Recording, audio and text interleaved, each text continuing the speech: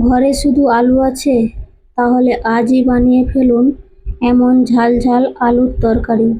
এক প্লেট ভাত কম পড়ে যাবে। মাছ মাংস ফেলে রেখে এই আলুর তরকারি দিয়েই সবাই চেটে পুটে খাবে। নমস্কার বন্ধুরা, ওয়েলকাম টু মাই চ্যানেল। আজকে বানাবো আলু দিয়ে একটা মজাদার রেসিপি। তো প্রথমেই আমি নিয়ে নিয়েছি এখানে মাঝারি সাইজের 3টে আলু। আলুগুলোকে ছোট টুকরো করে কেটে নেব।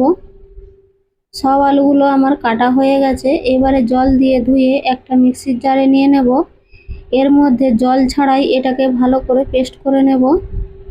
জল ছাড়াই এটাকে একেবারে মিহি পেস্ট করে নিয়ে একটা পাত্রে ঢেলে নিয়েছি। এবারে এর মধ্যে দিয়ে দিচ্ছি সামান্য পরিমাণে হলুদের গুঁড়ো, সামান্য পরিমাণে লঙ্কার গুঁড়ো, দিয়েছি ভাজা জিরের গুঁড়ো, আর দিয়ে দেবো এখানে 2 চামচ বেসন। এবারে সব কিছুকে ভালো করে একবার মিশিয়ে নিয়ে এটাকে রেখে দেব সাইডে ঢাকা দিয়ে। এদিকে একটা কড়া বসিয়ে দিয়ে দিচ্ছি এখানে কিছুটা পরিমাণ সরষের তেল। তেলটা ভালোভাবে গরম হলে দিয়ে দিচ্ছি এখানে তেজপাতা, দিয়ে দিচ্ছি এখানে পেঁয়াজ কুচি। একটা বড় সাইজের এখানে পেঁয়াজ কুচি নিয়েছি। এবারে পেঁয়াজটাকে নেড়ে চেড়ে মিডিয়াম ফ্লেমে ভালো করে ভেজে নেব। পেঁয়াজটা আমার ভালো করে ভাজা হয়ে গেছে। এবারে দিয়ে দিচ্ছি এখানে টমেটো কুচি। টমেটোটাকেও এখানে একেবারে ছোট ছোট করে কেটে নিয়েছি। এবার পেঁয়াজ টমেটো একটু নাড়াচাড়া করে নিয়ে দিয়ে দিচ্ছি এখানে হলুদের গুঁড়ো।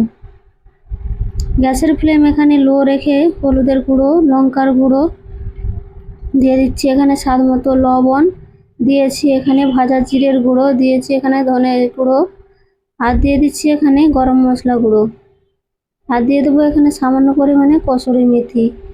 এবারে 1 মিনিট মতো মশলাগুলোকে তেলের সাথে ভেজে নেব। তারপর দিয়ে দেবো এখানে জল। এখানে জলের পরিমাণটা একটু বেশি করেই দিতে হবে। তারপর দিয়ে দিচ্ছি এখানে আদা রসুন বাটা 2 চামচ। এবারে সব কিছুকে ভালো করে মিশিয়ে নিয়ে ঝোলটা ফুটে ওঠার অপেক্ষা করব। ঝোলটা ভালোভাবে ফুটে উঠেছে। এবারে গ্যাসের ফ্লেমটা একেবারে মিডিয়াম করে দেব।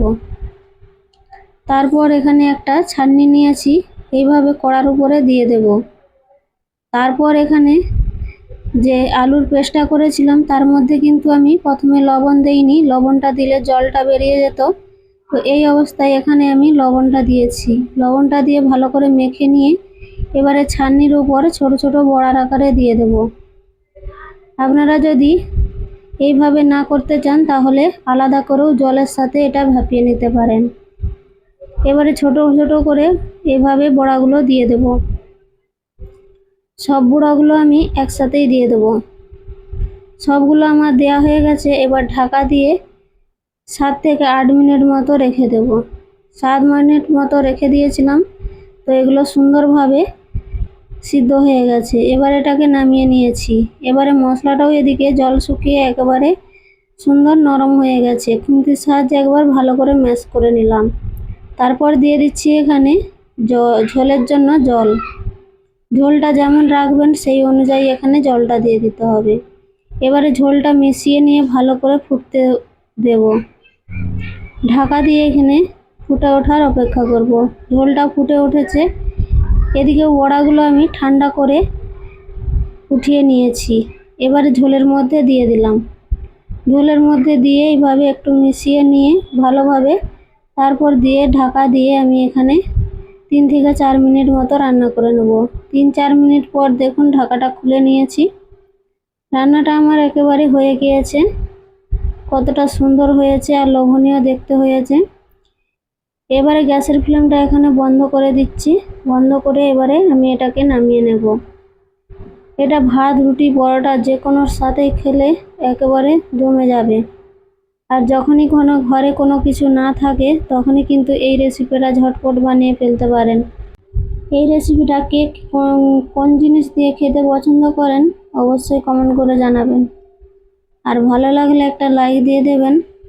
ভিডিওটা শেয়ার করে অন্যকে দেখার সুযোগ করে দেবেন। অসংখ্য ধন্যবাদ।